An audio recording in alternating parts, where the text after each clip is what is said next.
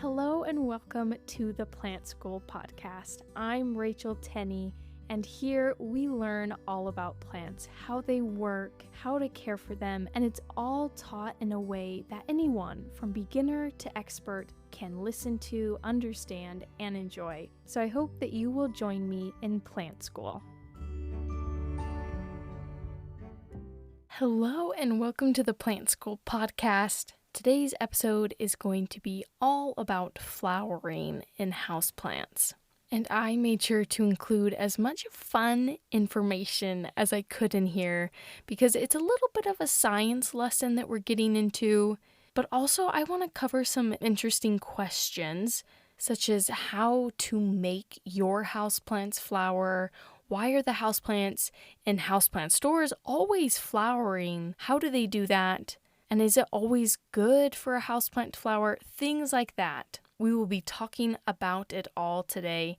Before we dive into all that great information, we are going to announce our giveaway winners. So every episode, I pick 2 winners. I pick someone who has left a review on Apple Podcasts, and I pick someone who has left a comment on Spotify on the most recent episode.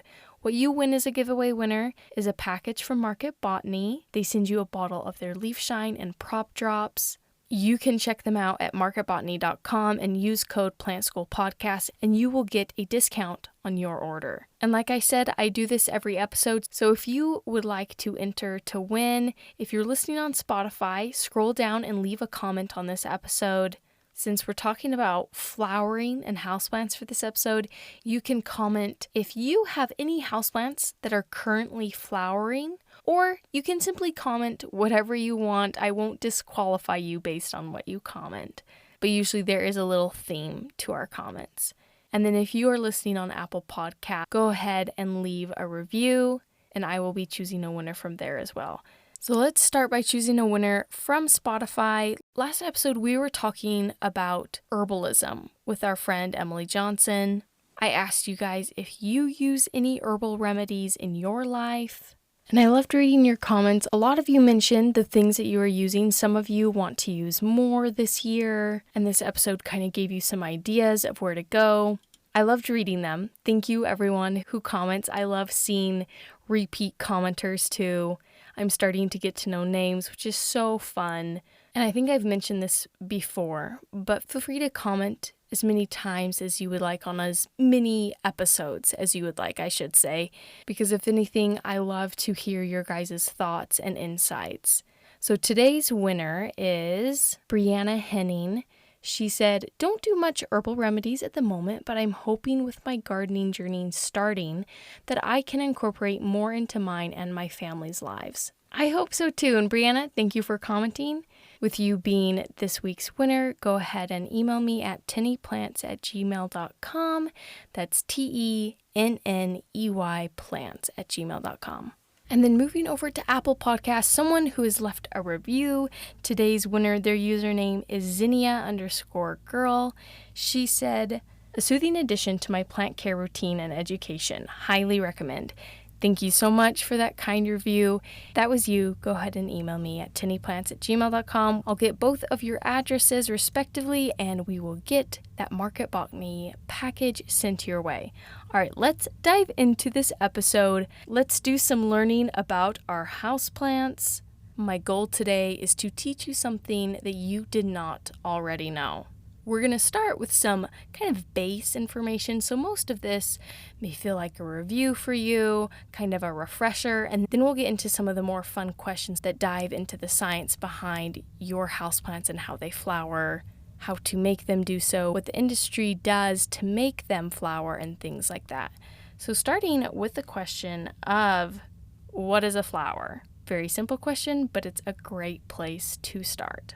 So the flower is the seed-bearing part of a plant, and it consists of the plant's reproductive organs. So you have your stamens, which are the male parts. They make the pollen, and then you have the carpel, which are the female reproductive organs. It includes the ovary and the stigma, and usually both of those male and female parts are surrounded by petals.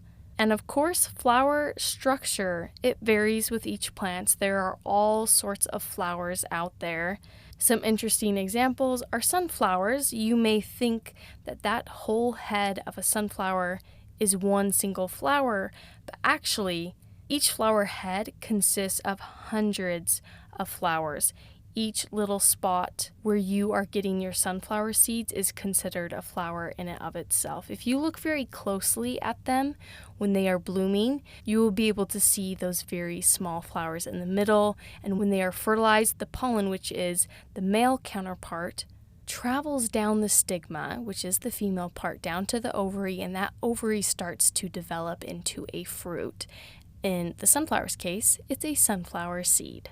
And then other plants, such as like your ginkgos, willows, your holly, they have male plants and female plants. They are separated.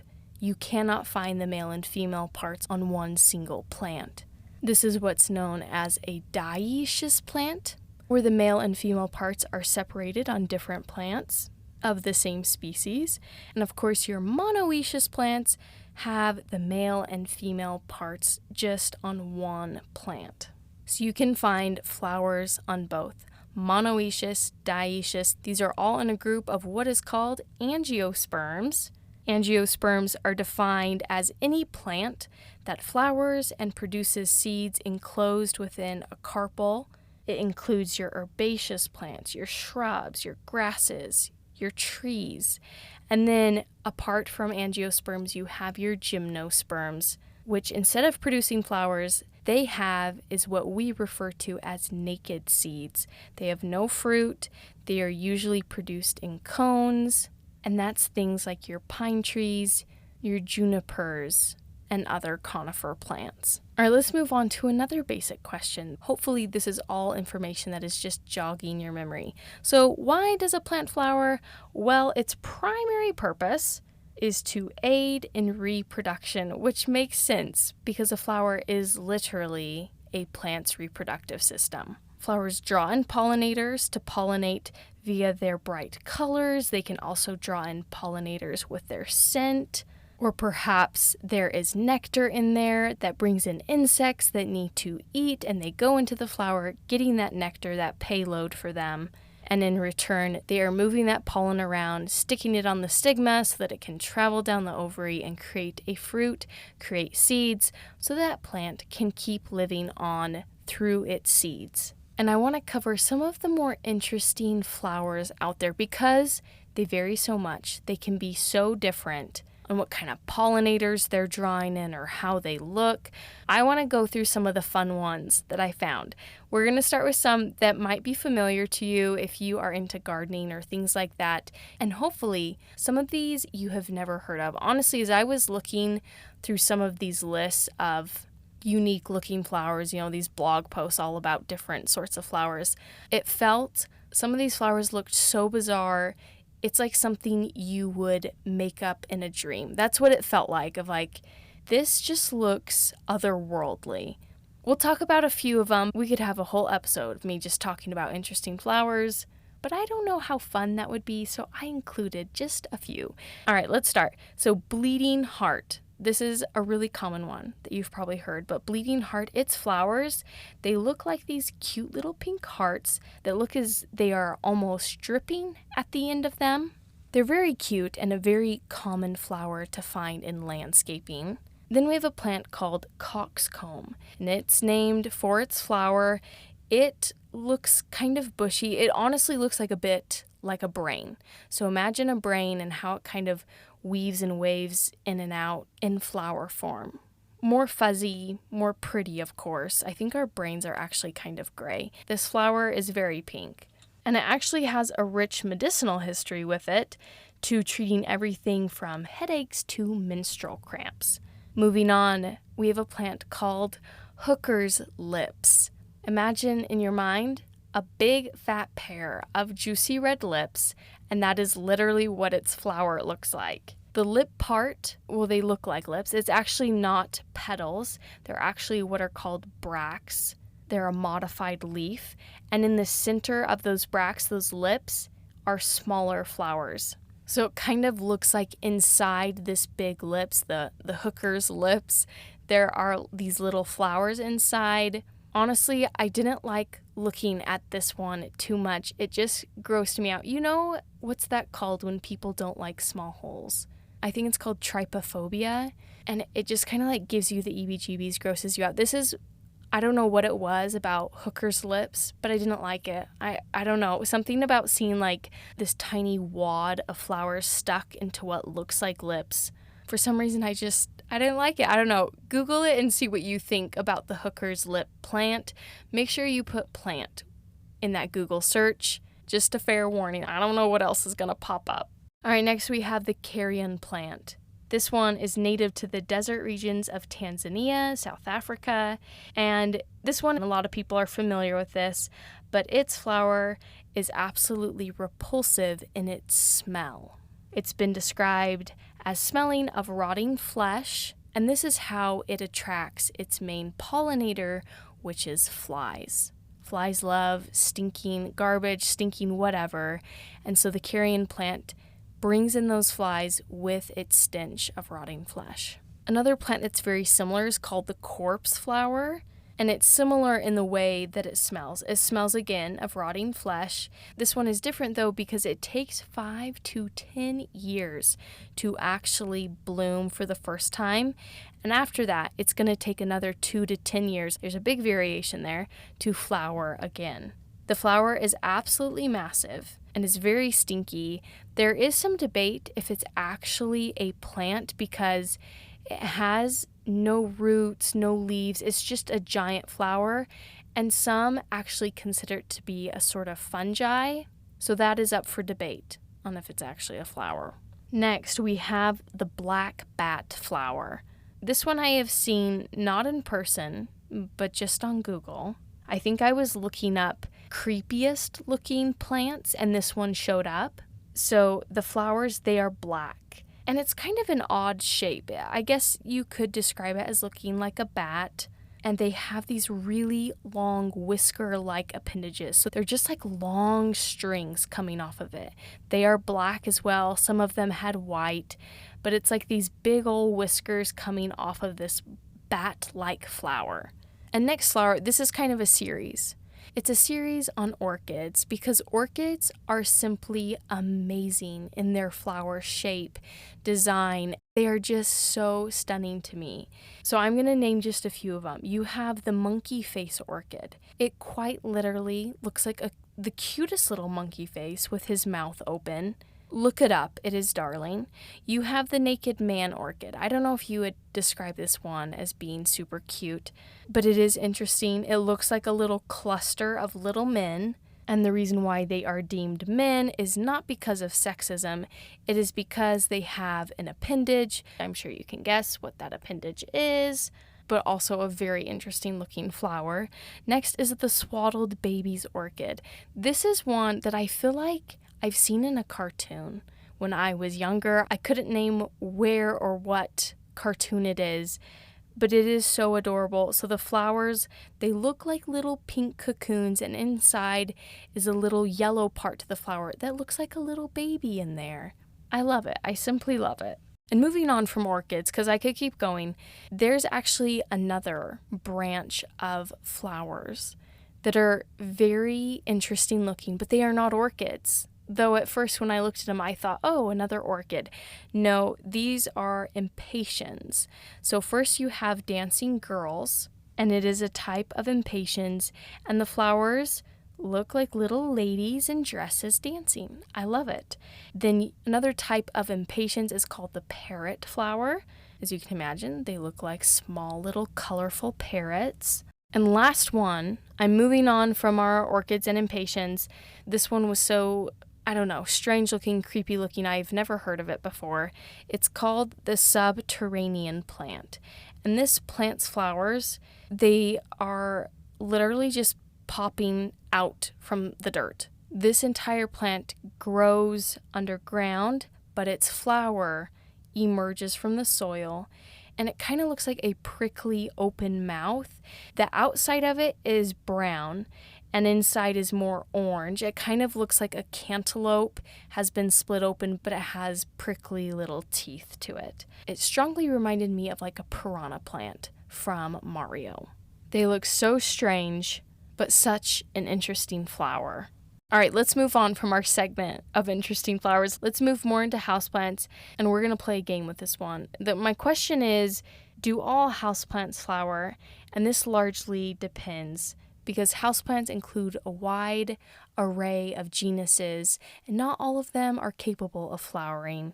So I'm going to name some of the most common houseplants, and you are going to say, whether in your head or out loud, yes, that flowers, or no, it doesn't flower, and then I will give you the answer.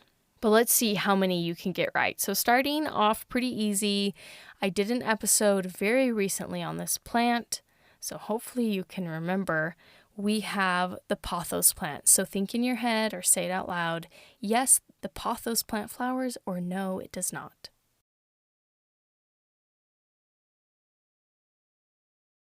Okay, the answer is rarely. I would say no, because it needs to be in its mature form to flower, and it rarely will reach that inside your home. So the answer is no. All right, next question, lithops, also known as living stones. They're those cute little succulent plants. Does it flower or does it not?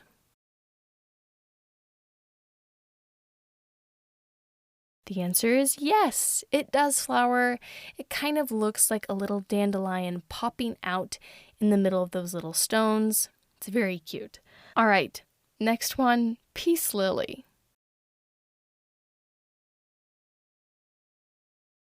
That one was really easy. Yes, the peace lily flowers. Okay, moving on, sago palm.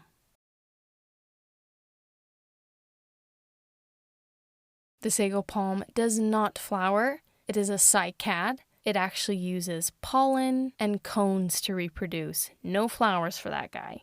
Next one is your Christmas cactus. Does a Christmas cactus flower?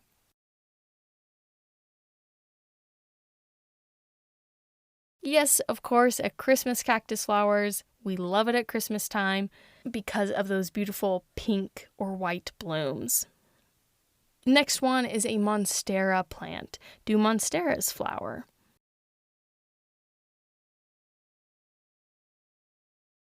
The answer is yes, of course, monsteras do flower. Okay, I have 7 plants left. We're going to do a speed round. All right, Benjamin ficus, do they flower? Yes, they do, but rarely will they flower indoors. All right, next one, Norfolk Island pine. No, they do not. It is a gymnosperm and they do not flower at all. Next, Boston fern. The answer is no. No fern is capable of flowering, as far as I know, because ferns reproduce via spores. All right, next one is Dracaena. Do Dracaenas flower? The answer is yes, they do. All right, 3 left. Brazil philodendron. Yes, Brazil philodendrons do. Snake plants. Absolutely, snake plants flower. Okay, last one, aloe vera plants. Yes, your aloe vera plants do flower. So how well did you do? Did you get them all right? I'm sure you all did so well. Maybe I tricked you on at least one, just maybe. Some of these were hard though, because not all houseplants will flower inside your home. Which brings me to my next question of how do you make a houseplant flower? How do you induce that? So you can increase your chances of it with a lot of natural things. Biggest thing is to increase the sunlight your plant is receiving so that it actually has the energy to flower. Also, getting a good fertilizing schedule, consistent watering, a warm, stable environment. Basically, if you can take away stress from a houseplant and give it a consistent environment, that will allow it to put energy into flowering. And also with that, you got to realize that a houseplant must be mature enough to flower. Like I said, pothos plants don't reach that level of maturity in our homes. so it's not possible for them to flower in that juvenile form. But this applies to other houseplants. If you have a brand new little monstera, don't expect it to be able to flower. It's going to need years to grow until it reaches its more mature form and can send out flowers. But some other things that you can do to promote flowering, this one is specific to certain plants like your kalanchoes and African violets. You can prune them back and that will help induce flowering. Some plants are really sensitive to photoperiods, meaning the amount of sunlight versus no light that they are getting.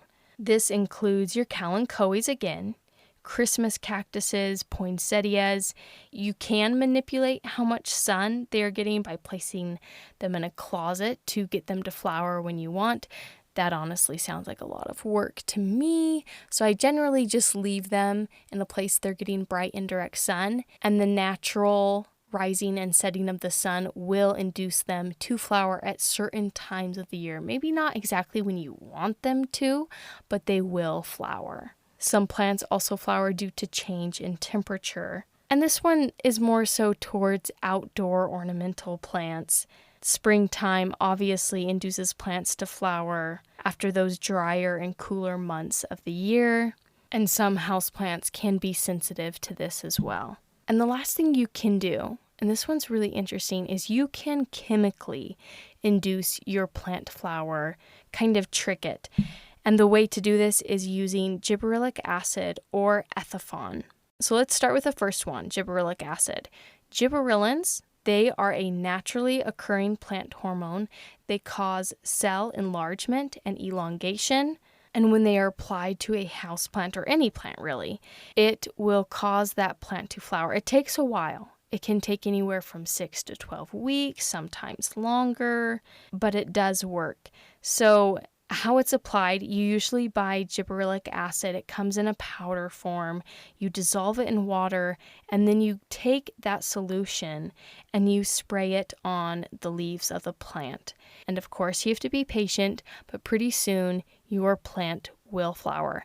The exact amount of gibberellic acid and potency of that solution is not a like one-all, stand-all for all houseplants. You have to look into each houseplant and figure out how much it likes through your own research. And then the next option is ethifon, and that is a liquid that converts ethylene and acts as a plant hormone. Ethylene is what causes fruit ripening. It's very common in like fruit production when they pick crops very early on. To keep it fresh for you at the grocery store, they will pump in ethylene to make those fruit ripen and be ready for you at the grocery store. But it also can help with inducing flowering. It can also cause a plant to get rid of its flowers. It all depends on the dosage. But ethifon, this liquid, is used for a lot of things. It is used agriculturally in a lot of areas such as your wheat, coffee, cotton, and rice production, especially cotton. That's probably the most common one, and it really helps them reach ripeness more quickly. But they also use it in nursery stock, ornamental plants, and in that case, they aren't using it to ripen anything. They are simply using it to help it reach maturity quicker and to induce flowering. And like I said, the use for each of these chemicals, it varies with each houseplant.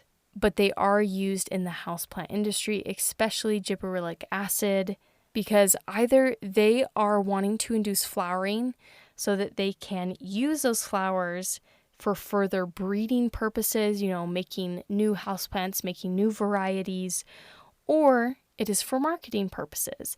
They need them to be flowering at a certain time of year so that when it is there in your houseplant store, in your big box store, you see its flowers, you love them, and you buy it. At least that is the hope. It works really well for the poinsettia industry. Okay, and my last question that I want to hit on is, are all houseplants flowers desirable? Or can some of them be more work and cause a bigger mess than it's worth? And this might be something that you have never really thought about, because most houseplants flowers, they're great. They're beautiful. You like them. You can leave them there. Some of them, like Hoya carnosa, their flowers smell really great, actually. But some of them, you might not want them in your home. First one are your Asiatic lilies. This is a houseplant that you can grow. It's also pretty common in floral design. I actually have a silly story. I worked for a very short time of my life as a florist. I don't even know if you'd call it that. I worked in a floral shop, and when we would use Asiatic lilies, we would make sure to put on a pair of gloves and to pull off the pollen of that plant. And this is because the pollen, it stains a lot. So maybe I misspoke. This is a flower that you want, but you don't want the pollen in it. And so my funny story is that while I was working in this floral shop, I was doing this. I had on my glove. I was pulling out the pollen, tossing it in the trash. Anyways, and then I had to do some deliveries. I went about my deliveries, and when I got back, I went into the bathroom and I looked in the mirror and saw that I had yellow pollen streaks on my face. I must have wiped my face when I had those gloves on. I didn't realize it. I had no idea. But I had been going around town delivering flowers with streaks of yellow on my face. I pray that no one really noticed, but it was pretty noticeable. Looked like I had like a really bad day with like my makeup application. I don't know. I'm sure no one really took a thought for some 20-year-old girl with these yellow streaks on her face. But it makes me laugh when I think about it. Moving on, another plant that you might not want its flower around or a piece of its flower. This one you want to take out, the whole flower, and that is your aglionemas, your ag plants. And why? Well, because your ag plants, what they're known for is for their showy leaves, not their flowers. Their flowers are pretty lackluster. They're not that exciting. And by removing the flower, you allow that plant to put more energy into its leaves, and their flowers are actually very sticky and can make a mess. When I worked at a greenhouse, I'm just telling you all about my college jobs that I had, but when I worked at a greenhouse, we took care of all the houseplants around our campus. And whenever we'd run into the ag plants, we would make sure to kind of comb through them and look for any flowers. If we found any, we would yank them off. It was kind of satisfying to do so. Maybe next time you see them at a mall, you could do it yourself, because I know those greenery specialists that take care of mall plants are doing it anyways. But anyways, it's kind of satisfying to yank them out. They pop off really nicely, but they are sticky, they make a mess, and they take away from the showy foliage that an aglaonema plant has. And one more thing on this topic is that some houseplants, when they produce flowers, they are producing pollen and can cause allergies. So some plants that people have reactions with include your orchids, jasmine, spider plants, surprisingly, yuccas, African violets, chrysanthemums. Some of those are both like indoor and outdoor plants. And then if you are super allergy prone, these ones aren't making flowers, but they do make spores. That is your male palms and your ferns. So if you have a lot of allergies, that's something to keep in mind, that flowering in houseplants or having, these male palms or ferns producing spores might not be something super desirable for you. All right, and with that concludes this episode on flowering and houseplants. Thank you so much for being here. I really appreciate you listening. It means the world to have you here. I hope you enjoyed listening, and I hope you have a great day. And I really hope that in 2 weeks you will come back and join me for another episode of the Plant School Podcast. Thank you so much for being here and for listening to the Plant School Podcast. I hope that you will join me for our next episode. And if you would like to support this podcast and keep it going, there's a link down in the show notes of this episode where you can donate to this podcast. And I really appreciate all that help. Or you can go to my merch store, which is also linked in the notes of this episode. And you can find some really cool plant-related shirts and stickers. And if you want to support the podcast but spend no money, feel free to share it with a friend, leave a review. All these things greatly help me out and allow me to keep doing this. Again, thank you so much for listening and for being here at the Plant School Podcast.